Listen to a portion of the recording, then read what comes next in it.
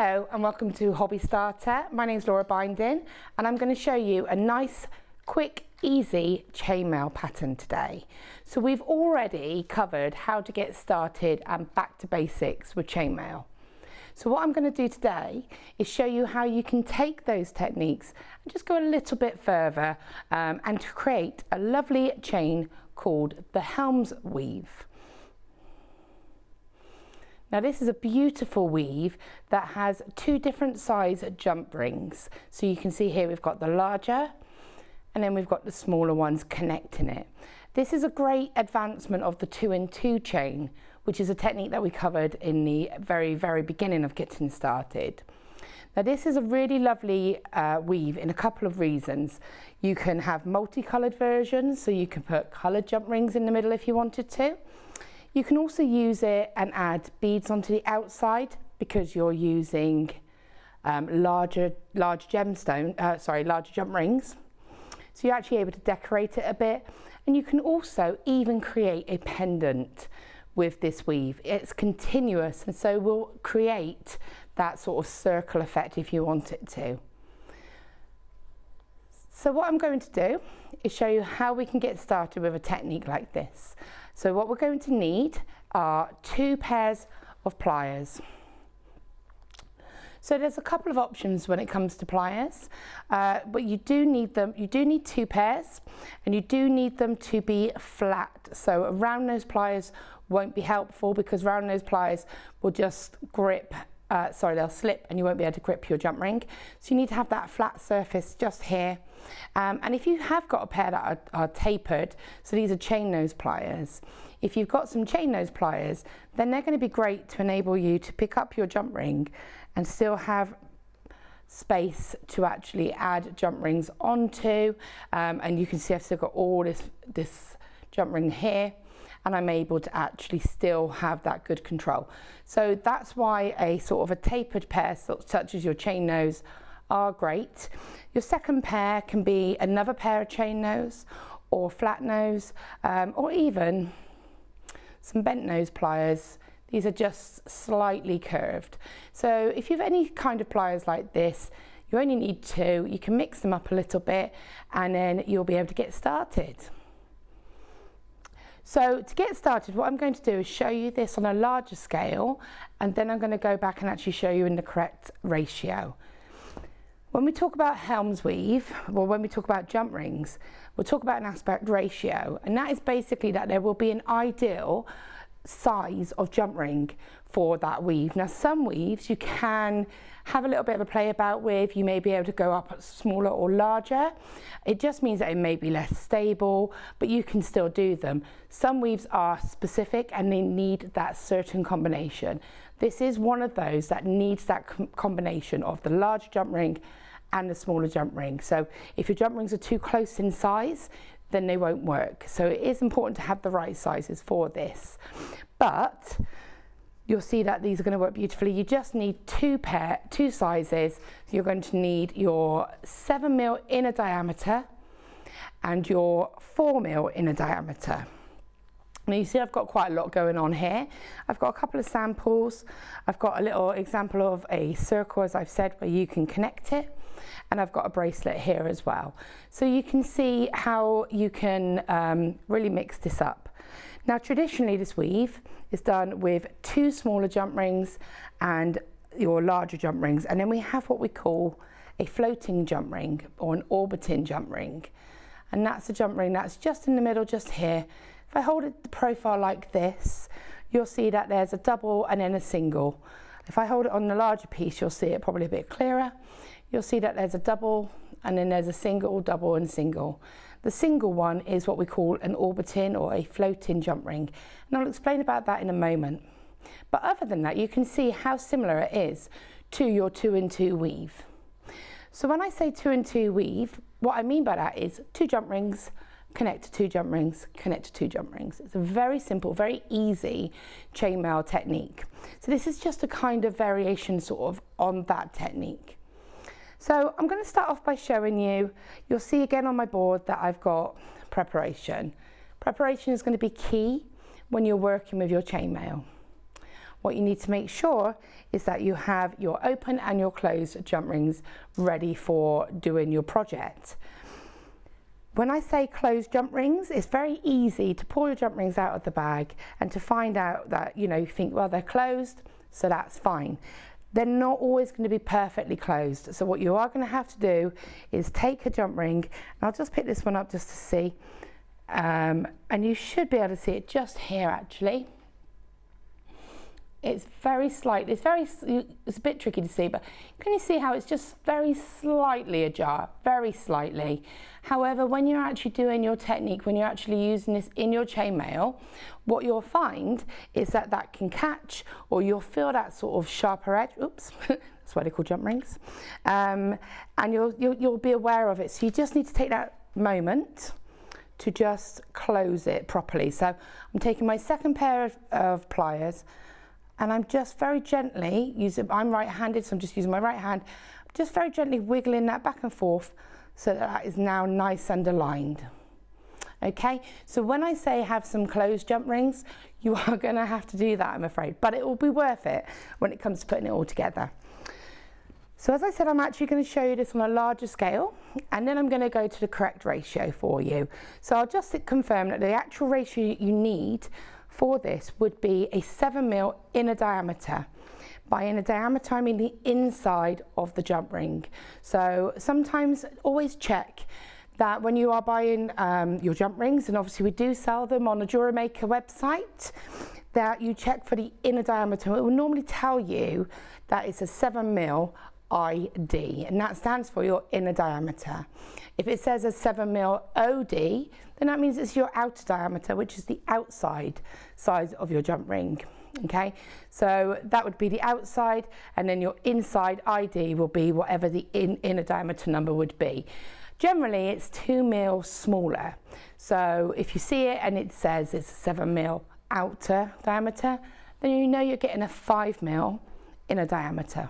But JewelleryMaker's website does actually have the inside diameter for you, and again, it will clarify that with the ID. So you would need for the Helms weave a 7mm inner diameter and a 4mm inner diameter. Those are the two sizes.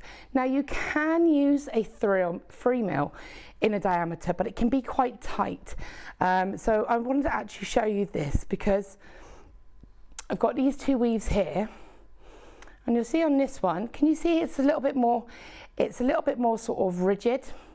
I'm just going to take the one off of the display here and show you this one. Can you see how much more fluid that is?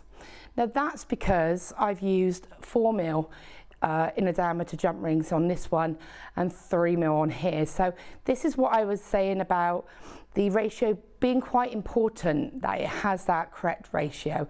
These are a little bit too small. They do work, as you can see, and visually the design looks correct, and it is. But if you just want a little bit more fluidity, then I just went up to the 4mm, and you can see I prefer that much better. So for this, I will be using the 4mm inner diameter and the 7mm inner diameters. So we're going to get started. And as I said, I'm going to start off by showing you on a larger scale. So I'm actually using some larger aluminium jump rings. I'm just going to use some 7mm inner diameter to represent my small inner diameter jump rings. I've got one open jump ring. Now I'm just going to refer to them as my large and my small. Makes it easier to remember. So got one large jump ring. I'm going to add on 4 closed. So 1, 2, 3, 4. Oops, that one's open. 4. Okay. Now I'm using my hands just because I'm demoing and I'm using aluminium jump rings. You would use your pliers, and when I show you in the correct ratio, I will use my pliers. Please do not use your hands to open and close jump rings. If you use your hands to open and close jump rings, what will happen is they will distort their shape. So you do, really important, use your pliers. Taking another open jump ring, and then what I'm going to do is go through the 4 small closed jump rings.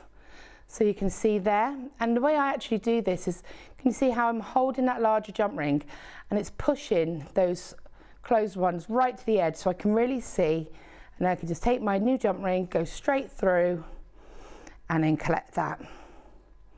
I'm going to place it down. Okay. this is your 2 and 2 chain effectively. Different sizes, large and small, but it's 2 jump rings into 2 jump rings into 2 jump rings. So that is your 2 and 2 chain. So what I'm going to do is take another large jump ring. Now this could be a piece of wire, it could be anything, just to be my starting handle. So what I mean by this is that shows me where the front is. Now obviously if I was doing this in the correct ratio, that's going to look a lot larger. So I know that's the beginning of my chain. It also just helps me hold things, so when I pick it up I've got more sort of chain to be able to hold and it's more stable for me. The next move I want to do is I want to take an open jump ring, and so I'm just going to kind of try and show you this as best as I can. So if I show you, you've got your 2 jump rings here and they're kind of sandwiched. So you can see that it's sat one on top of the other. The new jump ring we're going to do is going to be a large jump ring, and what it's going to do is go through the middle of those 2 jump rings. So hopefully you can see that, you can see it from above, straight through, and that's all it's going to do. And so if I show you it with the jump ring itself, in between, over to the other side, and you can see that just there. And what it needs to do is catch the 2 small jump rings. I'll just put this in a way that you can see it, hopefully. There you go. And it will catch those in the middle. And this one that I've just added is what will become the floating jump ring. Because if you notice, I actually haven't attached it to anything. It is actually just suspended in the middle of these 2. But because these smaller jump rings are here, it can't go anywhere. So this is a floating jump ring. So I'm going to place this back down, and then what we're going to do is take another large jump ring, pick up 2 small jump rings, like so. And what I want to do now, so the next thing we do is you've got two steps, one side and then the other side. So what I'm going to do now is the jump ring I've just added 2 small jump rings onto is going to simply go through the 2 small jump rings we previously added, so the end of the chain effectively. If I turn it in that direction you can see, but can you see how it's on top of that floating jump ring, or the jump ring we just added? So it's just on top, okay, and then we close. So you'll be able to see quite clearly that from this view you can see the chain forming. But if I turn it over, you'll see that it's got that gap. So we want to fill that gap in now with 1 large jump ring. And all we're going to do is go through the 2 jump rings like we just did, making sure again that it's on top of that floating jump ring. You can see that, so it's on top of that floating jump ring. And then we just collect the 2 small jump rings that we added in the last step, and we close. And then when you do that, you have your section of helms. This is going to be repetitive, so what we want to do now is add that floating jump ring again. So it's just repeating the steps again now. So I'm going to take another open large jump ring, and I'm going to, because this is complete, I've got 2 jump rings, 2 jump rings. There's no floating jump ring. Remember that one there, the one in the middle, the single one, is what we call the floating or the orbital jump ring. So what I'm going to do is take my new large jump ring that's open and just go straight through the middle of these 2 again. Oops. So you need to make sure that those small ones stay towards the end here, straight through, and you can see that's gone through. You've got your 2 small jump rings in the middle again, and then you will close, and there you have your floating jump ring again. Okay, placing that down, we're going to repeat. We take a large jump ring that is open, we take 2 small closed jump rings, add it onto the large one, and then I'm going, so we've got it added on there, and then I'm simply going to collect the two that are on the end of my chain, remembering that it's going on top of the one we have just added. So when I place it down like this side looks complete. When you turn it over, you can see that gap, that jump ring is loose. We take our open jump ring, large open jump ring, and then we just again, so remember, if you need to push these small jump rings up, then just push your work down, and again they'll sort of become prominent. Straight through, and then just collect those two there and close it. And then when you do that, you'll see that you've got your Helms chain, and you just continue that pattern. So I'm going to show you now that in the correct ratio again, just to go over it again for you to see. And so for this, we're going to be doing the 7mm inner diameter and the 4mm inner diameter. Again, remember that you can get these materials on the JewelleryMaker website, along with the pliers that you would need to get started. So for preparation, you will need, as you noticed then, all of my large jump rings were closed. All my large jump rings were open, all my small jump rings were closed. So my preparation would be all of my large jump rings would be open and ready to go, and all of my small jump rings would be closed correctly and ready to go. So that really will speed up the process of building this chain up. So make sure your jump rings are closed properly, your small ones, and that your large ones are open. So again, I'm going to start off, now I'm going to use my pliers for this, and I'm going to my large jump ring, and I'm going to add on 4 small jump rings. So 1, 2, 3 and 4, because I think it's quite nice to see this done in the right ratio, because it's going to be a little bit more stable. Taking my other pair of pliers, closing this, just give it a little wiggle, make sure that's nice and aligned. Okay, then I tend to take it straight into my hand, and again you can see when I pinch it just like that, I can see nice and clearly where my next jump ring needs to go. So keeping it all nice and controlled, take your next large jump ring and go straight through all 4 of those jump rings and close. Okay, place that down, and then you're going to just separate the 2 pairs of small jump rings out either side. So instantly you can already see the difference in the scale from this to this. Then I'm going to take a large jump ring or a piece of wire or anything you want, safety pin, it all works, to just help me identify the start of my chain. That just helps me see what's going on. I know that's the beginning. If I was to drop it, I can easily pick it up. So I'm now going to take another large jump ring, and we need to repeat the same process where we go in between these 2 large, oopsie. See how I mean? It's a little bit more, it's not trickier, but I'm just trying to show you it. There we go. There we go. So you can see straight through to the middle with the, where that pin is where my jump ring's going to go. So place that back down. So I've put my jump ring here. And again, I tend to keep my work flat because I'm able to then sort of gently hold this, and I can just lift that and guide that jump ring through. See how easy that was? Just to go straight through.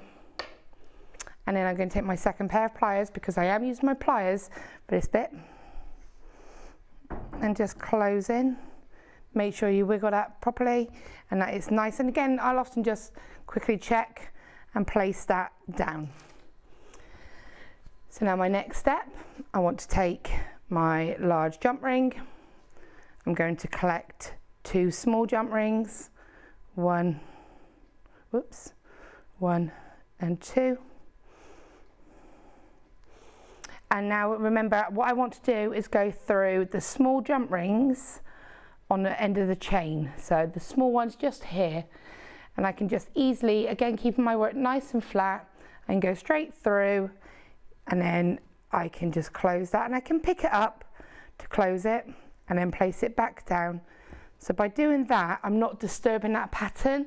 So it's a lot easier to not get lost when you're actually doing that pattern. Sometimes with chainmail, you know, you can pick it up. For example, with this, when I hold it like this, it's nice and clear what it is.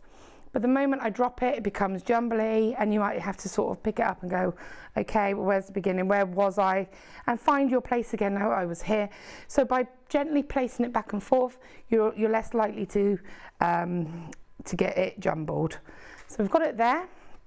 So from this view, as you can see, it looks how it should. It's nice and complete. Turn it over, and I can see there's that gap. Taking my next large open jump ring, I'm just going to come through, and again, I'm keeping this place down nice and flat. Again, if I gently push that, that's going to make that a bit clearer for me. Oops. And again, I will say, finding a way that's comfortable for you to hold your pliers, to hold your jump ring, will really make a difference as well. So just going straight through those two there. And then I'm just kind of turning it around, and I can literally just put those two small ones on, and then I can pick it up slightly, and then I can just closely close that. See how I hold it in my hand so it's all still nice and flat, and then I can place that back. Now, just something to point out, you don't have to continue to turn the piece over after every rotation. That is complete. It's only when you do the stage we've just done that you have to make sure both sides are done. So again, I'm now going to take an open jump ring. So the way to remember where you are, if you've got two small jump rings at the end of your chain, you can either go ahead and finish your chain. That would be a nice finishing point. But you do know that if I was here, I know my next stage has to be to add that large jump ring straight through that section there.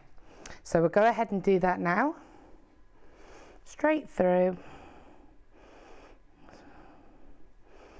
I'm just holding it with a bit of pressure then. Oops, and that happens. Doesn't always go through straight away the first time, that's fine. And then so I'm holding this now, just going straight through. There we go. And I know it's gone through okay because it locks. You can see I'm pulling that jump ring and it's fine, it's locked into place. Let that go, but I'm still holding this nice and steadily with my right hand.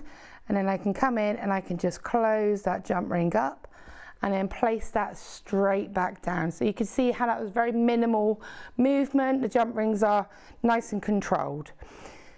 So where I said I knew where I was because I had my two small jump rings at the end here, if I was to go and have to go get myself a cup of coffee or answer the door, you know, I can put my work down, I can come back, I can look and go, right, where am I? I know that I've got that single jump ring there. So that means that my next stage is to add a jump ring with two small jump rings on through that section. So again, taking a large jump ring, collecting two small, and then I'm just going to go straight through the two small jump rings. Just straight through those. Notice how I just kind of turn the whole piece around a little bit towards me so that I can just close that jump ring up, place it back down. Remember my next stage, and again, if I came back and looked at it for where am I? Turn it over. Yep, there's a gap there. So it's a very easy weave to see your progress. You know, you're not going to forget or get lost as to where you are. So I'm just going to put a second piece through now. So large jump ring, no small jump rings. You only ever add the small jump rings on the first piece. And then coming through.